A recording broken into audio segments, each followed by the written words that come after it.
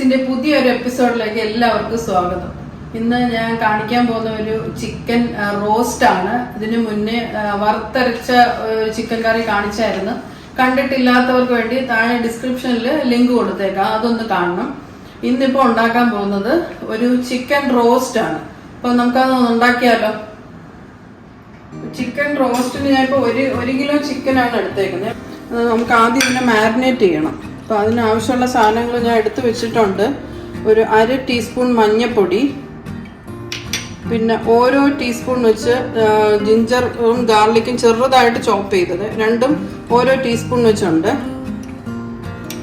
പിന്നെ 1 table spoon lemon juice, പിന്നെ 1 table spoon തൈര്, കട്ട തൈര്, അധികം പുളി വേണ്ട. ഇതിൻ്റെ കൂടെ നമുക്ക് ആവശ്യത്തിന് ഉപ്പും കൂടെ ഇട്ട് ഒന്ന് മാരിനേറ്റ് ചെയ്ത് വെക്കാം. ഉപ്പ് കൂടി പോകണ്ട, പിന്നീട് വേണമെങ്കിൽ നമുക്ക് ചേർക്കാം.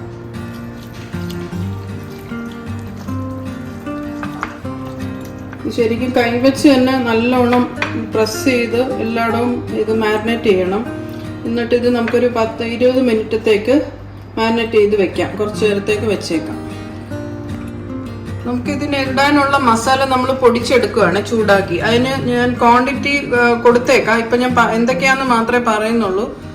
കുരുമുളക്, പെരുംജീരകം, സാദാ ജീരകം, സാദാ വറ്റൽമുളക്, കാശ്മീരി വറ്റൽമുളക്, ഇത് ബേ ലീഫ്, പിന്നെ ഇത്രയുള്ള ഒരു പട്ട, ഒരു 3 ഗ്രാമ്പു, ഏലയ്ക്ക, ഇത്രയാണ് വേണ്ടുന്നത്. ഇതിനെ നമുക്ക് എല്ലാം കൂടെ ഇട്ടൊന്ന് ചെറുതായിട്ട് ചൂടാക്കി എടുക്കാം. കരിഞ്ഞു പോകാതെ നോക്കണം, ചെറുതായിട്ടൊന്ന് ചൂടായാൽ മതി.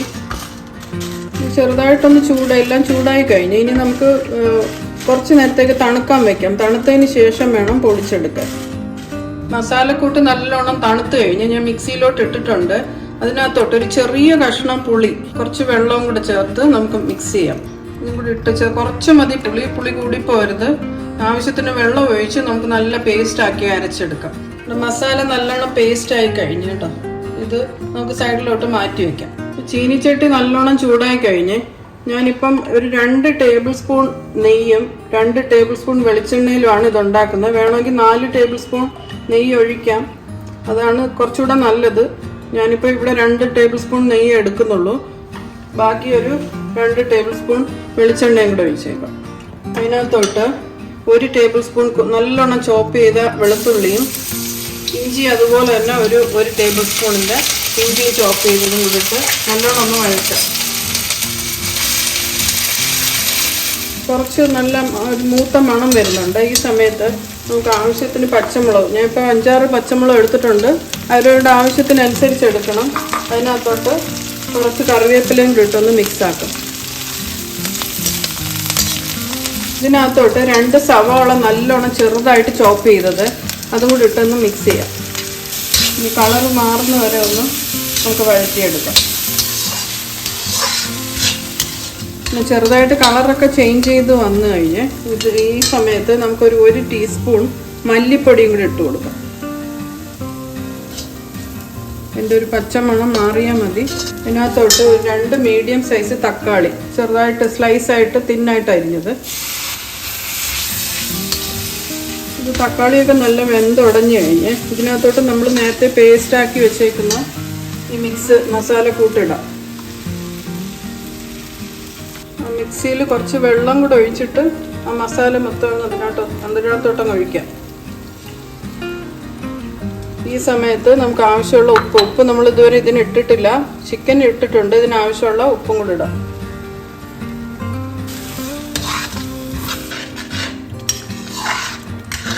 ഗ്രേവി നല്ല തിക്കായി കഴിഞ്ഞ് ഇതിനകത്തോട്ട് നമ്മൾ മാരിനേറ്റ് ചെയ്ത് വെച്ചേക്കുന്ന ചിക്കൻ ഇട്ട് നമുക്ക് വേവിക്കാം.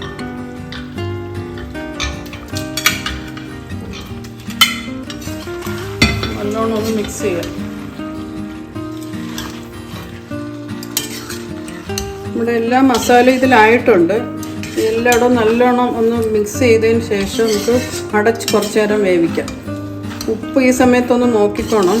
ചിക്കൻ ഇടുന്നതിന് മുന്നേ നമുക്ക് അടച്ചൊന്ന് വേവിക്കാം.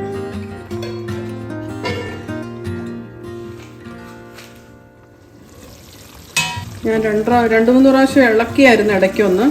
ഇതുണ്ടോ നല്ല വറ്റി, കുറേ വെള്ളമൊക്കെ വറ്റി ഒന്ന് ഇതായി കഴിഞ്ഞ് ഇനി നമുക്ക് തുറന്ന് വെച്ച് ഇതിനെ ഒന്ന് നല്ലോണം ഒന്ന് വറ്റിച്ചെടുക്കാം. ചെറിയ ഫ്ലെയിമിൽ ഇട്ടാൽ മതി, അല്ലെങ്കിൽ ചിലപ്പോൾ അടുക്കി പിടിക്കാൻ ചാൻസ് ഉണ്ട്.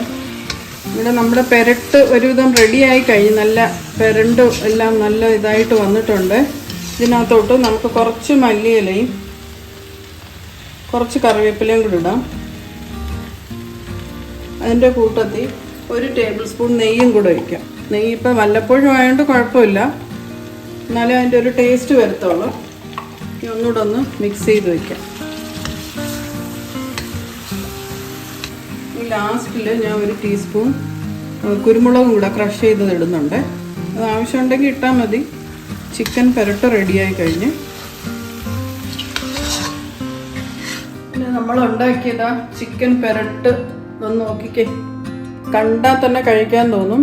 നല്ല കളറൊക്കെ കണ്ടോ, ഡാർക്ക് കളറൊക്കെ ആയി, കുറച്ച് അരപ്പൊക്കെ ആയിട്ട്. ഞാനിപ്പോൾ എന്തായാലും കഴിക്കാനായിട്ട് 2 പീസ് ബ്രെഡ് എടുത്തിട്ടുണ്ട്. ഇത് എല്ലാത്തിൻ്റെ കൂടെയും കഴിക്കാം. ബ്രെഡ് റൈസ് ആണെങ്കിലും ബസ്മതി റൈസ് ആണെങ്കിലും നോർമൽ ചമ്പാവരി ആണെങ്കിലും എല്ലാത്തിനും ഒരു നല്ല കോമ്പിനേഷനാണ്. ഒരു പ്രത്യേക ടേസ്റ്റാണ്. നമ്മൾ സാധാരണ ഉണ്ടാക്കുന്ന പെരട്ട് പോലത്തെ അല്ല.